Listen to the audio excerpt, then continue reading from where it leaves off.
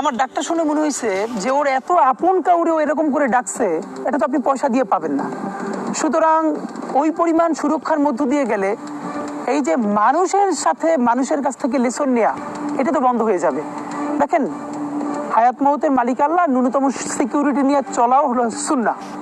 কিন্তু আমাদের লড়াইটা হলো, আমার মা স্বাভাবিকভাবেই কান্নাকাটি করেন, আমার পরিবার সবাই। তো আমি আমার মাকে বলেছি যে দেখো, মানে আমরা যে লড়াই নেমেছি, আমার একটা মনে হয় কি, কোনো রাজনীতিবিদের না বাসায় মৃত্যুটা হইতে পারে না, এটা কোনো ভালো মৃত্যু না।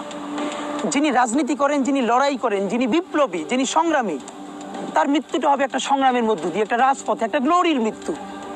আমি তো ভীষণভাবে প্রত্যাশা করি, আমি ছোটবেলা থেকে এই স্বপ্নটা দেখি, অনেক জায়গায় বলেছি, যে একটা তুমুল মিছিল হচ্ছে অন্যায়ের বিরুদ্ধে। সেই মিছিলের সামনে আমি আছি, কোনো একটা বুলেট এসে আমার বুকটা হয়তো বিদ্ধ করে দিয়েছে, এবং সেই মিছিলে আমি হাসতে হাসতে আমি শহীদ হয়ে গেছি।